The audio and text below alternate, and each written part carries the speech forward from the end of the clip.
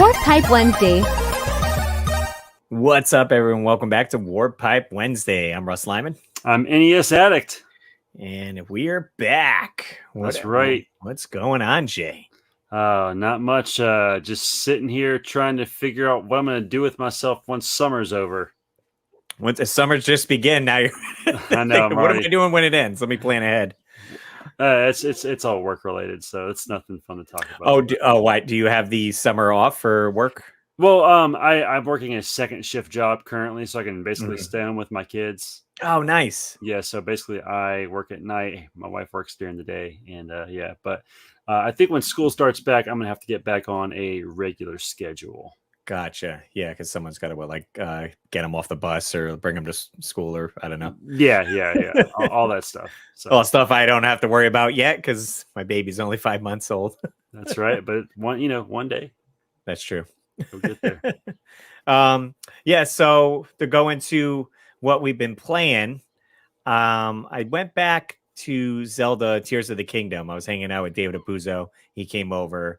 And he was like, "Where are you at? Let's get into this. Let's see if we can help you out." Yeah, so I was at the water temple, so we ended up beating the water temple. So that was 2 temples down.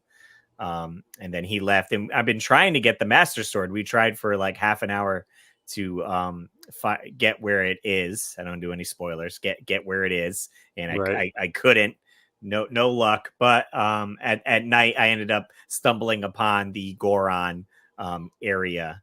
And that's where the next whatever adventure is. So the other night I did finally beat that as well. Was it kind of like by accident? Because you used the word stumble upon. Yeah, like I was in the sky area, floating around, seeing what I could find, and I was like, oh look, there's a cool dragon flying. So I landed on him, and he was a fire dragon, so I couldn't stay on there. So I quickly got a scale or whatever, fell off, and then I was like, oh, I'm in the Goron cities, so now let me explore here, and just started doing that. He was kind of busting my chops because he went to look at my inventory and he's like, why do you have so many of these Zona devices or this or that? And I was like, oh, I'm cheating, I'm duplicating items. I blocked the switch from auto updating, and whenever it starts I'm like, no, don't update. I'm like, this is the only way I'm gonna play this game, if I can cheat and get as much inventory as possible to just make it easier. Essentially, I don't want to sink 100 hours into this game, so if I can get unlimited rockets for my shield and bomb arrows, then so be it. I don't exactly understand what you mean by that, but I take it that that's pretty cool that you have that option. Yeah, essentially. In the Goron place, I used a lot, you have the certain devices. So I found the rocket, and if you fuse the rocket to your shield, when you take your shield out, the rocket goes off, so you can travel higher up and then use the glider to kind of get places quicker or easier, rather than figuring out the puzzle on the ground. I'm like, I'm just going up and over. Right.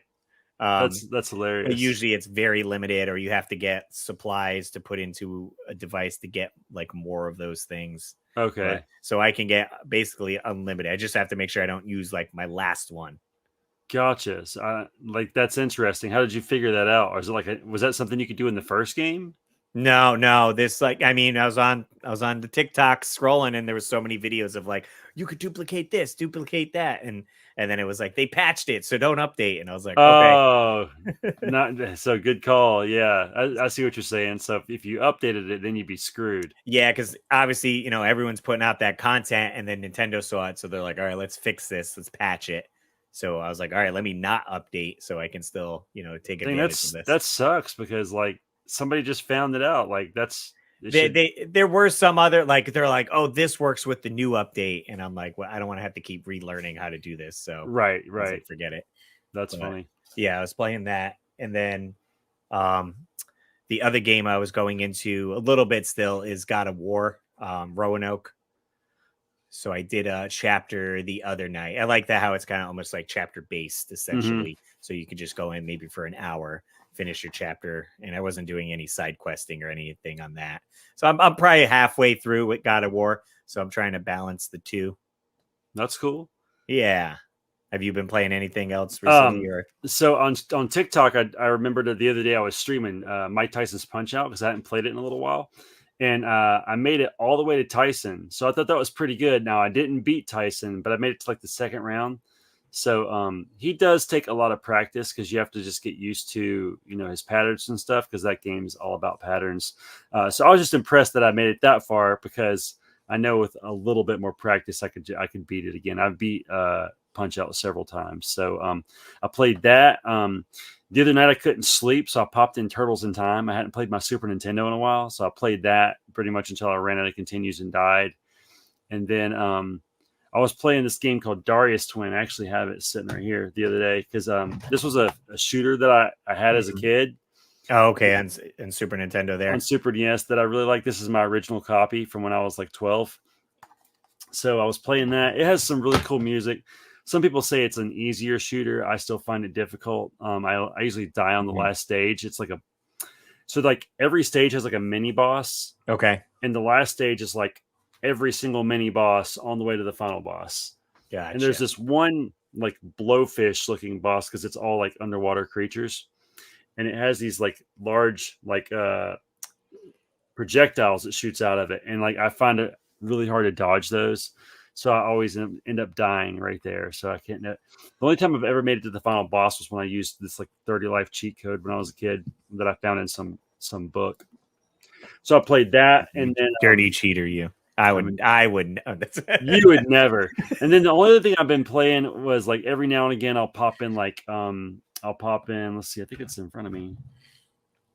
Yeah, this game right here, NHL '94. Oh, okay, nice. Playing some old school hockey on that Super Nintendo. So yeah.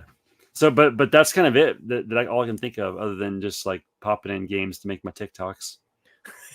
Got to make the content. That's right. Nice. Yeah, not too bad.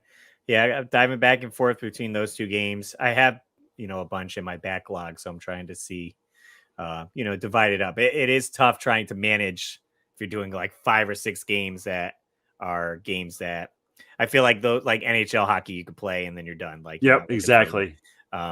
Even the shooter game you're playing, but if you're playing a game that has like a full ending that takes more than an hour or two to beat the game, right? I find it hard to juggle like 4 or 5 different of those. Like, all right, I'll keep Zelda, which is very long, God of War very long, and anything I play in between that is going to be a quick, like whatever you pick up for 10 minutes type thing. And it's kind of like you're trying to remember like where in the story you are. So if you're like doing 2 different stories, it's like, what was I doing last? I can't remember exactly. Yeah, where you were going, and then getting the mechanics down, especially since I'm going from Switch to PlayStation, where it's like, oh, this is jump on PlayStation, but on Switch they moved it over here or whatever. It's like, yeah, I've been meaning to play Luigi's Mansion. I know we talked about that last time because I finally finished Metroid Dread, but I haven't had time to sit down and play it yet. And I actually thought about starting it over just because I hadn't got too far into the game, maybe like 3-4 hours. Gotcha. Yeah, so this way you're fresh in your mind with the starting story over, so I can remember what exactly is happening. So we'll see. Yeah, I can't say I put many hours into that game. I'm sure it's on my Switch there, but again, that was one of those like, okay, I'll jump in, beat whatever 2 rooms I'm in with the puzzle, and then I'll come back to it if I get stuck. Yeah. I'm going on vacation. Well, actually, probably when this podcast is dropping, I'll be on vacation, so I may take it with me and try to beat it while I'm up there. Give me something to do. Convenience of the Switch on That's the go. Right. Nice. Then other stuff we've been working on with YouTube. I just put out a video. Was the NES shoes. Nice. So I got those in. And then I'm going to be working on custom PlayStation video that I did for Blips and Pips. It's a Mega Man Legends themed PlayStation. So nice. I'm finishing up like the B-roll and all that. So I have to edit that out. So hopefully that'll be out. Then after that, I am working on the Playchoice 10 machine. I ordered parts for the Playchoice. I've gotten the control panel is the thing we're currently working on. I ordered a new graphic. So I got the graphic on. We had issues laying the first graphic. That sounds like a pain. I did have to buy another one. So it was a pricey boo-boo. So we got the new one on, and I started putting the buttons back in, and then the new buttons that I got were actually 2 wide for the hole, like the base part of it. Mm-hmm. For whatever reason, the original Nintendo ones have a smaller diameter. Hmm. And on the site, I'm using Mike's Arcade is the site I'm Okay. getting the parts from, and he doesn't have thinner ones. So basically, I have either two options: widen the hole, which it's a metal control panel, so I would have to use like some type of Dremel bit on that, or sand the plastic button down some so it fits into the hole. Gotcha. I think I would opt to destroy the button before I would destroy the machine. Yeah, and I had lucked out because I didn't know certain pictures online with the Playchoice 10 have different variations. So I did order 2 black buttons, 2 red, and 2 blue. Um, I think I'm going to go with 1 black and 1 red on each side. So I have 2 extra blue buttons so I can practice with those. And I'm thinking I'm going to attach the button into my like drill chuck and then have that like rotate it. And then I could just put some sandpaper while it's like, That's smart. going around. I think Have that'd you work out. checked like eBay to see if you could get some like It's tough. official? Yeah, it's tough to get like narrowed. I just need these buttons, like just and to be in good condition too. Right. Because the ones I have, maybe 2 are good, but then the other 2 are like the plastics brittle or whatever. So did you had buttons on there originally though, correct? Yeah, when I They're got the just machine fully they're playable, the buttons were just a little bit beat up, and I'm like, if I'm redoing the full control panel, might as well get all new stuff because one of the joysticks was good, but the other one was missing like the ball, okay. and it seemed like it had a different size shaft, which Okay. is very weird. So then I ordered a new one, and that one, I have 3 joysticks currently, And they're all and different they're all sizes. different sizes. So you So need to buy 2 of the same. basically, I did order. He sold. It's just the ball and the shaft. Giggity. Uh, so hopefully that's going to be the same size and in a plate that I need it. So it's coming together slowly. This is probably, I'd say, the more time. What would you say? Like sucks up the most time of getting this, Time consuming the consuming. time. Because then after this, all I'm doing, I'm going to be painting the side, each side of the. I have to remove the decals, paint both sides, and then I have to put the trim molding, the white trim. I bought new trim molding, and Yeah. then just put the side decals, which would be easy because it's just completely flat. Right. And those are all the parts I had. Basically, I replaced the first thing was the marquee light, and then I didn't do anything for like a year and a half. Is the T molding white on it currently? Yeah, it's Okay, just so you broken keep and that brittle. kind of original. Yeah. So we got that going original.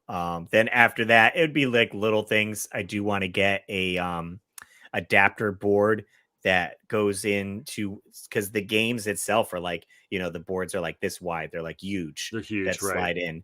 And they have one where it has a little adapter and you could plug an NES card into it. That's cool. And then so I was thinking, okay, then I can get a multi-cart and put that into it and Ooh, play smart any thinking. NES game. So my Playchoice 10 is the dual monitor. You just wouldn't see anything on that top monitor using that. Right. If you're using the original Playchoice 10 board, it takes advantage of that. Like in Metroid, you actually get a map That's on the sick. top. You get a map. It doesn't update where you are, but it has all the blocks and shows you. So gives you a rough estimate. That's cool. Yeah, and then like Contra, it shows kind of the backstory and then what certain of the power ups do. So it's definitely neat. I'm happy I have the dual monitor because I have the Yeah, that's regular one. fun. That's pretty interesting. It is a little taller and heavier, obviously, but yeah, Playchoice 10, man, that's kind of one of those grails, though. You know what I mean? It's like the NES Sharp or right. anything You like. have the Sharp, right? Yeah, luckily I bought it a couple years ago when it was still what I would consider affordable. I think I paid $400 for it. Yeah, I see it. Last time I seen it, I was in Portland. A few probably 4 years ago. I forgot what they were asking for it there. And then it's like, okay, then do you get the controller with it because it was a special controller? I was very fortunate that Megadan29 was kind enough to send me that controller several years ago. So I only have one, but thank you, Dan, for sending it. I still appreciate it. Nice. So he must have came across it like somewhere, like game store, flea market, and just No, had it. I think he just legit Just got it as a just gift, just straight up bought it off eBay, whatever they charged. I think he just paid for it and sent it to me because he was like, "Man, you got the TV, you got to have the controller." So right. Nice. Yeah, that's a good completion. Those Yeah. there. I do have not as cool. I don't know if you guys ever heard. It's called the GX TV, and it I've it never has heard a of that. it has a GX on the front of it, and the doors open like barn doors, and then Sick. there's speakers on each side of it, and Oh, then I have seen that. and then on the top there's like a subwoofer type thing. So you almost seen these at game stores back in the 90s. So I had picked that up, and it's good because it's a CRT TV, so I Yeah. can use it for any light gun game.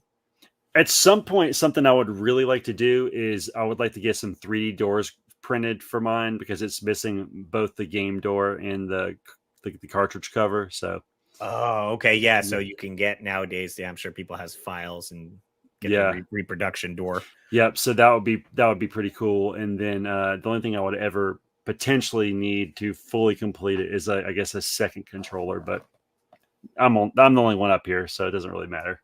Yeah, it would just sit there. Exactly. Maybe when I come over, we can There you go. yeah. But yeah, that's pretty much it. Yeah, that's pretty good.